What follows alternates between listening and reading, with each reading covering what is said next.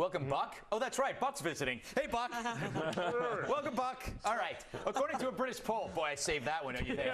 Yeah, no one noticed. A British poll that we're talking about, according to one, a woman's perfect man earns about $77,000 a year, drinks beer, and drives an Audi. It sounded like you for there for a moment. An Audi. That's Michael Moynihan reading this. The survey of 2,000 women also reveals that stylish clothes, a good body, and a clean-shaven face are a must. What is this stuff? 86% of dames prefer a dude who calls his mom regularly and cries at movies. Are these hot guys or something? I don't know. What does your perfect man fit this bill? You weren't listening, were you? You were no, I was listening. How much? $77,000 a year and what? Drives an Audi and calls his mother. No, and I cries. like Buy American, first of all. Calling the mother and crying. No, I like that. Protectionism. No, I have many definitions of a perfect man, actually, but I can give you a definition of a perfect man. Yeah. Normal. Normal at this point. Normal. I got one of those. Finally, I got one. That was like somebody who just climbed Mount Everest and says, "I'll just take a cab to the hotel now." No walking. No more walking for me. That was a tough one. A tough walk. A tough walk. Michael, do women really want a guy who cries at movies, or is that something they'd say in a survey? I don't know. I mean, most of the women that I know and have dated, I cried all the time, and they left me. So maybe the movies is just where you should pinpoint it. It's like not just the constant weeping is bad. I want to say that That's a good idea when you feel like crying. Let's go to a movie. Let's go to a movie and I'll just weep. The best thing about this story was it was this company that did it, Austin Reed in England, and they should fire the guy who gave the quote to them. He said, "It would seem that women have high expectations when it comes to the perfect man."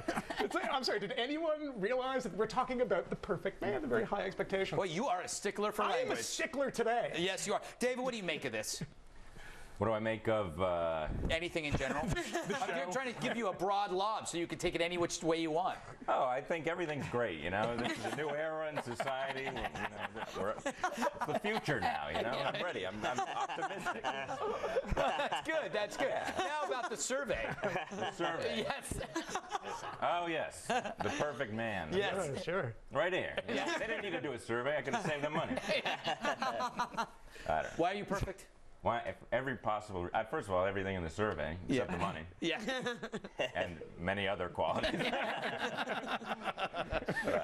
Bill, as a sequential hermaphrodite, are you the perfect man or a woman? Well, I can't speak for what the perfect man is or what it isn't, but I can speak for what the perfect woman is, and I am with Juliet. Buy American. There are some women that work on 42nd and Lex that are originally from the Bronx that I highly recommend. Available tonight. That's nice. Very nice. All right, Jenny McCarthy, you remember her, will be posing nude again for Playboy nearly 20 years after the first shoot made her a star. The former 1994 Playmate of the Year turns 40 later this year and told E! News, quote, "All I wanted to do when I began in the industry was work with my clothes on, and now I hope just to take them off," something like that. That looks so cute. Tell me about it, sister. Is this good or great, David? Well, you know, it's pretty good. It's you know, she looks good. But yeah. I don't, you know, this might be one of the issues I actually read for the articles. Oh my God! Why is that? Terrible. She's a She's stunning woman, we hasten to add while laughing at his joke. Here's the thing. I think this is great because maybe it'll get her to stop talking about vaccines. Thank you. Any excuse to talk about Jenny McCarthy, I would do the old trick. I was like, well, you know, the real point, Greg, is that she's a loathsome human being who lies to people about vaccines and then makes sure that their kids are sick and, you know, have crutches. And it's the one thing that drives me nuts. Simon Birch or something. I don't know, but it's not a good thing, No, Juliet. she's terrible. I hate her. Women say this is empowering. Is it empowering or is it weakening? Well, I think if you're going to lose your job after you do it, it's probably not empowering. Yeah. Yeah.